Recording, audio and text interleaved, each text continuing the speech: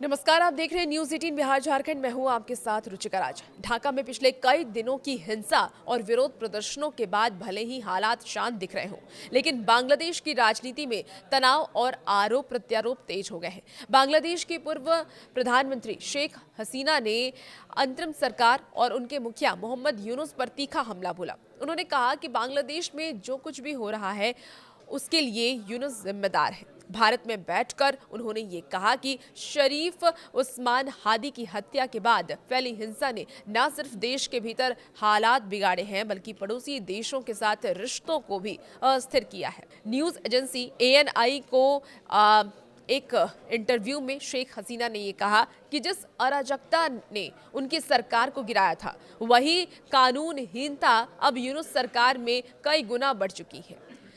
भारत बांग्लादेश संबंधों पर इसका असर क्या होगा, उस पर शेख हसीना ने क्या कुछ कहा है, चलिए वो आपको विस्तार से बताते हैं। देखिए, भारत बांग्लादेश संबंधों पर बोलते हुए शेख हसीना ने यह कहा कि मौजूदा तनाव यूनुस सरकार की देन है। उन्होंने आरोप लगाया कि यूनुस प्रशासन भारत के खिलाफ लगातार दुश्मनी वाले बयान देते हैं, धार्मिक अल्पसंख्यकों की रक्षा करने में नाकाम रहा है और चरमपंथियों को विदेश नीति तय करने की खुली छूट दे रहा है। इसके बाद वही सरकार रिश्तों में खटास बढ़ाने पर हैरानी जताती है। शेख हसीना की इस प्रतिक्रिया ने ऐसे समय पर यह प्रतिक्रिया सामने आई है जब 27 साल के हिंदू युवक दीप चंद्र दास की कथित ईश निंदा के आरोप में पीट कर हत्या कर दी गई और बाद में उसका शव जला दिया गया। शेख हसीना ने कहा कि भारत दशकों से बांग्लादेश का सबसे भरोसेमंद दोस्त और साझेदार रहा है। दोनों देशों के रिश्ते गहरे और बुनियादी हैं और वो किसी भी अस्थायी सरकार से कहीं ज्यादा मजबूत है। उन्होंने विश्वास जताया है कि जब बांग्लादेश में फिर से कानून का राज बहाल होगा, तब बांग्लादेश फिर उसी समझदारी भरे साझे रिश्ते की ओर लौटेगा जिसे अवामी लीग सरकार ने 15 वर्षों तक मजबूती दी। अपने खिलाफ फैसलों पर क्या उन्होंने कहा है वो भी आपको बताते हैं।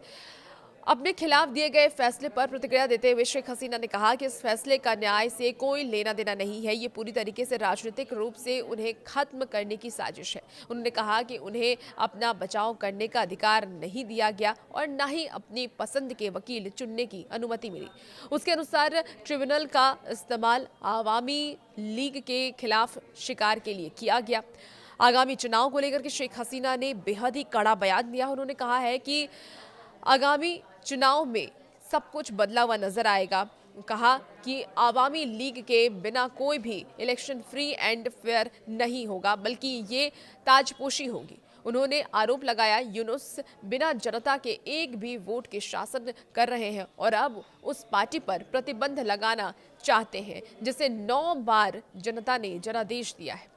शेख हसीना ने चेतावनी दी है कि इतिहास गवाह है कि जब बांग्लादेशी नागरिक अपनी पसंदीदा पार्टी को वोट नहीं दे पाते तो वो वोट नहीं देते। ऐसे में लाखों लोग प्रभावी रूप से मताधिकार से वंचित हो जाएंगे। उन्होंने कहा कि ऐसे चुनाव से बनी कोई भी सरकार नैतिक अधिकार खो देगी। ये राष्ट्रीय मेल मिलाप का बड़ा मौका गंवाने जैसा होगा। अब भारत का आभार भी शेख हसीना ने जताया है। देखिए, प्रत्यर्पण की मांगों पर प्रतिक्रिया देते हुए शेख हसीना ने कहा कि आवाजें एक हताश और दिशाहीन यूनुस प्रशासन से ही उठ रही है। उन्होंने भारत का आभार जताते हुए कहा है कि भारत ने उन्हें जिस तरीके से शरण और सम्मान दिया है उसके लिए वो आभारी है। उन्होंने ये भी कहा कि भारत के सभी राजनीतिक दलों ने इस रुख का समर्थन किया है जो उनके लिए हौसला बढ़ाने वाला है। बांग्लादेश लौटने के सवाल पर शेख हसीना ने कहा कि उन्होंने देश इसीलिए छोड़ा ताकि और खून खराबा ना हो। उन्होंने साफ किया कि वो न्याय का सम्मान करने से नहीं डरती। और भी ऐसी वीडियोस के लिए आप बनी रहिए न्यूज़ 18 बिहार झारखंड के साथ।